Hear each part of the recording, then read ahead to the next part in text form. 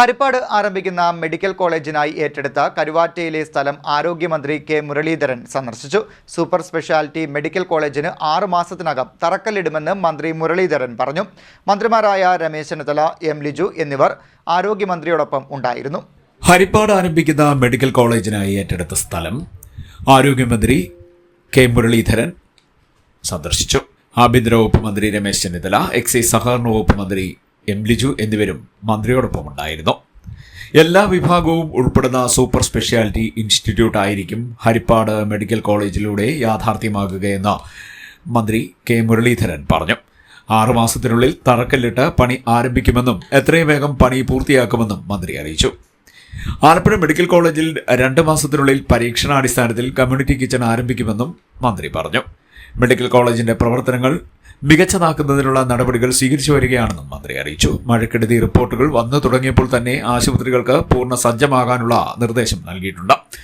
ആവശ്യത്തിന് മരുന്ന് സ്റ്റോക്ക് സൂക്ഷിക്കുന്നതിനും നിർദ്ദേശിച്ചു. അതിവേഗതയിൽ ആവശ്യമായ നടപടികൾ സ്വീകരിക്കാൻ ജില്ലാ മെഡിക്കൽ ഓഫീസർമാർക്കും DPMമാർക്കും നിർദ്ദേശം നൽകിയതായും മന്ത്രി മുരളീധരൻ പറഞ്ഞു.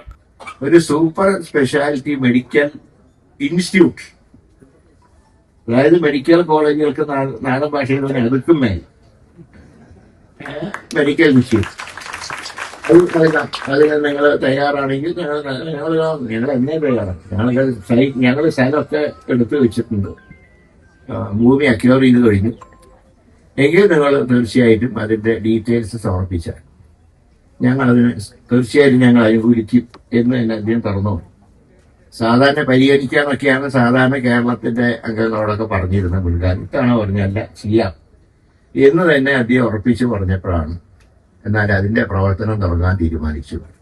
ഇപ്പൊ ഇവിടെ വന്നപ്പോൾ നിങ്ങൾക്കറിയാൻ കഴിഞ്ഞ തവണ 15 ഏക്കർ നിങ്ങൾ എടുത്ത് മാറ്റി വെച്ചിട്ടുണ്ട്. 10 ഏക്കറിനെ കൂടെ ഒരു അഡ്വാൻസ് ചെയ്ത് വെച്ചിട്ടുണ്ടെങ്കിലും അപ്പൊ അതുകൂടെ എടുക്കാൻ നോക്കാം. എന്നാലേ ഇതിന്റെ കാരണം എന്ത് ഒരു സ്ഥാപനം ആരംഭിക്കുമ്പോഴും അതിനെ നാളെ വികസിക്കാനുള്ള അവസരം ഉണ്ടാകും.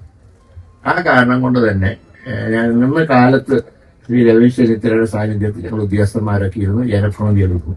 അപ്പോൾ ഞങ്ങൾ പറഞ്ഞത് ആ 10 ഏക്കർ കൂടെ എടുത്താൽ നമുക്ക് 25 ഏക്കറിൽ നമുക്ക് സഫീഷ്യന്റ് ആയിട്ട് ഒരു മെഡിക്കൽ ഇൻസ്റ്റിറ്റ്യൂട്ട്, നമുക്ക് സൂപ്പർ സ്പെഷ്യാലിറ്റി മെഡിക്കൽ ഇൻസ്റ്റിറ്റ്യൂട്ട് നമുക്ക് നിർമ്മിക്കാൻ കഴിയും.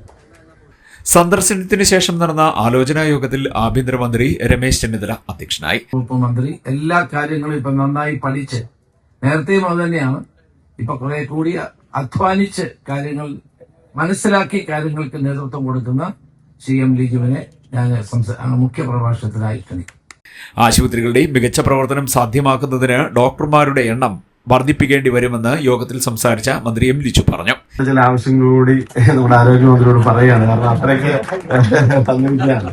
കായംകുളത്ത് താലൂക്ക് ആശുപത്രിയെ സംബന്ധിച്ച് ഇപ്പൊ നമ്മള് ബജറ്റിൽ അവിടെ ഒരു നഴ്സിംഗ് കോളേജ് തുടങ്ങണം, മെഡിക്കൽ കോളേജ് നമ്മൾ ഇവിടെ തുടങ്ങുമ്പോൾ ഒരു നഴ്സിംഗ് കോളേജ് ഇവിടെ തുടങ്ങണം എന്നൊരു കാര്യം ഞാൻ മുന്നോട്ട് വെച്ച് ബജറ്റ് പ്രസംഗത്തിൽ സൂചിപ്പിച്ചിരുന്നു.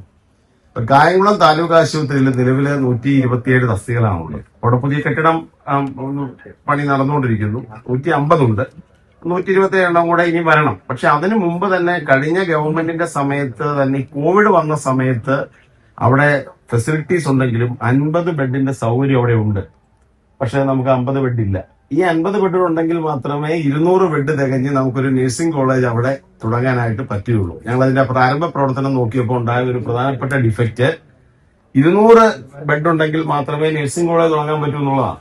അപ്പോൾ അതുകൊണ്ട് എനിക്ക് അഭ്യർത്ഥിക്കാനുള്ളത് നമുക്കൊരു 50 ബെഡ് കൂടി വർദ്ധിപ്പിച്ചു തന്നാൽ. കായംകുളം ജനറൽ ആശുപത്രിയിൽ 50 കിടക്കകൾ വർദ്ധിപ്പിക്കണമെന്ന്